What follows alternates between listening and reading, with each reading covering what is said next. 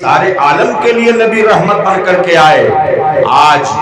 اسی بھارت کی سرزمین پر کچھ ایسے لوگ بھی موجود ہیں جو اسلام اور بانی اسلام کی سیرت کو توڑ مروڑ کر کے پیش کر رہے ہیں، اور سوشل میڈیا کے ذریعے، فیس بک کے ذریعے واقعہ کریم صلی اللہ علیہ وسلم کی سیرت پر انگلی اٹھا رہے ہیں۔ اگر وہ تاریخ اسلام کا صحیح طور پر جائزہ لے لیں اور بانی اسلام آقا کریم جناب محمد رسول اللہ صلی اللہ علیہ وسلم کی سیرت طیبہ کا جائزہ لیں تو انہیں کہنے پر مجبور ہونا ہوگا کہ سارے عالم میں سب سے زیادہ رحم و کرم والا نبی آدم سے لے کر کے جناب عیسیٰ علیہ الصلوۃ والتسلیم تک اور میرے آقا علیہ الصلوۃ والتسلیم تک سب سے زیادہ انسانیت پر رحم و کرم کرنے والا نبی اگر کوئی اور ہے، کوئی ہے تو آمینہ کا لال ہے، مصطفیٰ جان رحمت ہے۔ آج آپ کو معلوم ہونا چاہیے کہ نبی کونین صلی اللہ علیہ وسلم کی آمد ہی کا صدقہ ہے آج بچیوں کو صحیح ڈھنگ سے شادی کی جا رہی ہے۔ ایک باپ اپنی بیٹی کا ہاتھ پیلا کرنے کے لیے، ایک نوجوان اپنی بہن کی شادی کرنے کے لیے اوور ٹائم کام کرتا ہے، کمپنیوں میں لوگ کام کرتے ہیں۔ آج اسی باپ کا کے اوپر ایک دور ایسا بھی تھا کہ وہی باپ زندہ زمین کے اندر بچیوں کو گاڑ رہا تھا، زندہ زمین کے اندر بچیوں کو دفن کر رہا تھا۔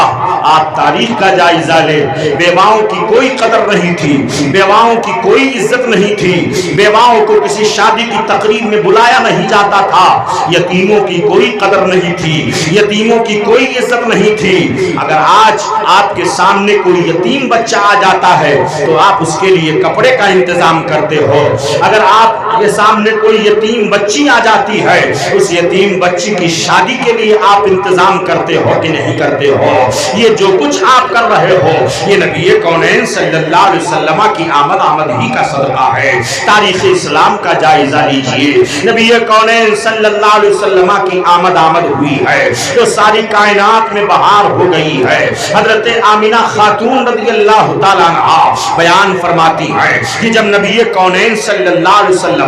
بشکل نور میرے شکم میں جلوہ افروز تھے تو ان کا حال یہ تھا کہ آمینہ بیان فرماتی ہے کہ جب میں راستے سے باہر نکلتی تھی تو جس راستے پر چلتی تھی اگر زمین پتھریلی ہوتی تھی تو میرا پاؤں جس پتھر والی زمین پر پڑتا تھا تو میرے پاؤں رکھنے کی وجہ سے وہ پتھر سی شے وہ موم کی طرح نرم ہو جایا کرتی تھی۔ حضرت آمینہ بیان فرماتی ہے کہ جب میں زمزم شریف کے کنویں سے پانی لینے کے لیے جایا کرتی تھی تو میری تمام سہیلیاں بڑی مشقت کے ساتھ پانی نکالتی تھی، لیکن جب میری باری آتی تھی تو حاطف غیبی سے آواز آتی تھی اور زمزم شریف کا پانی ابل کر کے میرے قدموں میں آ جاتا تھا اور آواز آتی تھی آمینہ تجھے مشقت اٹھانے کی ضرورت نہیں ہے، تیرے شکم میں وہ نبی جلوہ افروز ہے جو پانی کا بھی نبی ہے، جو ہواؤں کا بھی نبی ہے، جو پتھروں کا بھی نبی ہے، جو ساری کائنات کا نبی ہے۔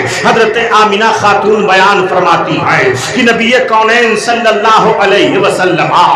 جب مجھ سے نکلے تو ایسے نکلے کہ شان سے نکلے کہ خراج منی نور اضاء لی قصور الشام ہے، مجھ سے ایک نور نکلا کہ جس نور کی وجہ سے ملک شام کے تمام محلات میرے سامنے روشن ہو گئے۔ ملک شام کے اندر چراگاہوں میں جو اونٹ چل رہے تھے ان اونٹوں کے قلادے میری نگاہوں کے سامنے آ گئے، میں نے انہیں دیکھ لیا۔ آج اعتراض کیا جاتا ہے، کچھ ایسے لوگ ہیں جو اعتراض کرتے ہیں کہ آخر وجہ کیا ہے کہ سنی 12 ربیع الاول شریف ہی کیوں مناتا ہے؟ اور بھی تو دیگر انبیاء پیدا ہوئے، حضرت آدم بھی پیدا ہوئے، حضرت نوح بھی پیدا ہوئے، حضرت ابراہیم بھی پیدا ہوئے، حضرت اسماعیل بھی پیدا ہوئے، حضرت ہود بھی پیدا ہوئے اور دیگر انبیاء کی ولادت ہوئی، ان کا جنم دن کیوں نہیں منایا جاتا ہے؟ ہے؟ ان کی برتھ ڈے کیوں نہیں منائی جاتی ہے؟ ان کے تاریخ کا دن اور ولادت کا دن کیوں نہیں منایا جاتا ہے؟ اگر ولادت کی تاریخ منائی جاتی ہے تو نبی کونین صلی اللہ علیہ وسلم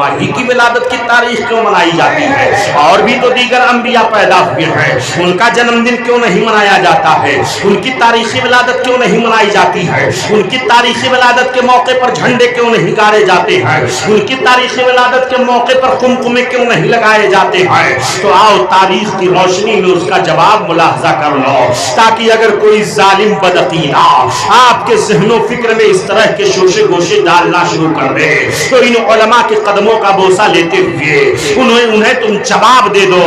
اور دیگر انبیاء پیدا تو ضرور ہوئے، آدم علیہ السلام پیدا ہوئے بغیر ماں باپ کے، حضرت نوح علیہ السلام پیدا ہوئے، حضرت عیسیٰ علیہ السلام کی ولادت ہوئی، حضرت موسیٰ علیہ السلام بھی پیدا ہوئے، اور دیگر جلیل القدر انبیاء کرام علیہم السلام کی بھی ولادت ہوئی۔ ہم ان کی نبوت پر ایمان لاتے ہیں، ان کی رسالت پر ہم ایمان لاتے ہیں، مگر جب جنم دن کی بات آتی ہے تو ہم صرف اور صرف اپنے آقا کی ولادت کی تاریخ مناتے ہیں، اپنے نبی کی ولادت کی تاریخ مناتے ہیں۔ اس کی وجہ یہ ہے کہ اور دیگر انبیاء کرام ضرور تشریف لائے، اللہ نے 1,24,000 یا 2,24,000 کم و بیش انبیاء مرسلین کو انسانیت کے رشد و ہدایت کے لیے پیدا فرمایا، سارے نبی تشریف لائے، مگر جس شان سے میرا نبی تشریف لایا اس شان سے کوئی نہیں آیا ہے۔ اس لیے ہم نبی کی ولادت مناتے ہیں، نبی کی تاریخی ولادت ہم اسی لیے مناتے ہیں کہ میرے نبی آ رہے ہیں تو بچیوں کو آزادی مل رہی ہے، نبی آ رہے ہیں تو غلاموں کو غلامی کی زنجیری سے آزادی مل رہی ہے، نبی آ رہے ہیں تو پرندوں کو آزادی مل رہی ہے، نبی آ رہے ہیں تو ساری کائنات کو آزادی مل رہی ہے۔ آپ مجھے بتاؤ وہ کیسے ظالم نمک حرام لوگ ہیں جو نبی کی ولادت پر اعتراض کیا کرتے ہیں؟ ارے ظالموں، جب 15 اگست آتا ہے یا 26 جنوری آتی ہے تو تم اپنے بھی ودیالوں میں اور اپنے دارالعلوم کے اندر بھی تم 15 اگست مناتے ہو کہ نہیں مناتے ہو؟ تم کہو گے کہ 15 اگست کیوں منائی جاتی ہے؟ 15 اگست اس لیے منائی جاتی ہے کہ 15 اگست کو ہمارا ملک بھارت ظالموں کے ظلم و بربریت کے چنگل سے آزاد ہوا تھا، اس آزادی کی خوشی میں ہم مناتے ہیں، اس آزادی کی خوشی میں جھنڈے لہرائے جاتے ہیں، پارلیمنٹ پہ بھی جھنڈے لہرائے جاتے ہیں، اور دیگر اداروں میں جو ہے جھنڈے لگائے جاتے ہیں، شہر کے ہر چوراہے پر جھنڈے لگائے جاتے ہیں، مٹھائیاں تقسیم کی جاتی ہیں، خوشیاں منائی جاتی ہیں، ہر شخص اپنی موٹر سائیکل کے اوپر بھی انڈیا کا جھنڈا لے کر کے گھومتا ہے کہ 15 اگست کو ہمارا ملک ظالموں کے نرغے سے آزاد ہوا تھا، اس لیے ہم 15 اگست منا رہے ہیں۔ ارے ظالم، 15 اگست منانا جائز ہے اور نبی کی ولادت منانا ناجائز ہے؟ آج ذرا دیکھو تو صحیح، یہ کتنے انصاف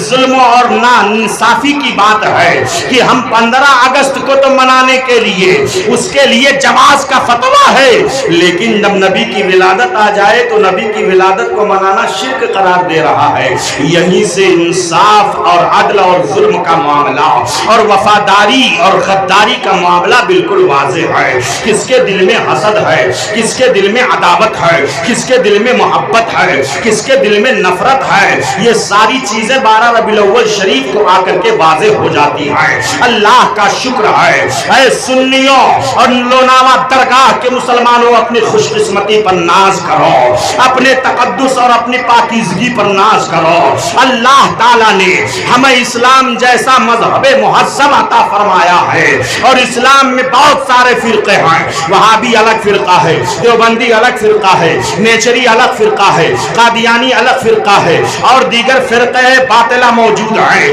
لیکن ان تمام جماعتوں میں سب سے بہتر اور نجات پانے والی جماعت مذہب حق اہل سنت و جماعت ہے۔ اللہ نے ہم غلاموں کو اسی میں سے بنایا ہے جسے مسلک اعلیٰ حضرت کہا جاتا ہے۔ اپنے تقدس و اپنی پاکیزگی پر ناز کرو کہ اللہ تعالیٰ نے ہمیں مسلمان بھی بنایا ہے اور اہل سنت و جماعت میں سے بنایا ہے، اور جب اہل سنت و جماعت میں سے بنایا ہے تو نبی کونین صلی اللہ علیہ وسلم کے غلاموں کے نقش قدم کی پیروی کرنا یہی ہمارے لیے کامیابی ہے۔ تو اعلیٰ حضرت عظیم البرکت ہے، امام اہل سنت ہے، امام عشق و محبت ہے، اسی طرف اشارہ کرتے ہوئے فرماتے ہیں کہ تیرے غلاموں کا نقش قدم ہے راہ خدا،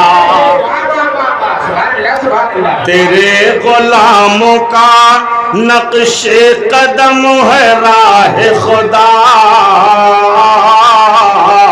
وہ کیا بھٹک سکے جو یہ سراغ لے کے چلے، سراغ لے کے چلے، اور لحد میں عشق رخ شاہ کا داغ لے کے چلے، اندھیری رات سنی تھی چراغ لے کے چلے۔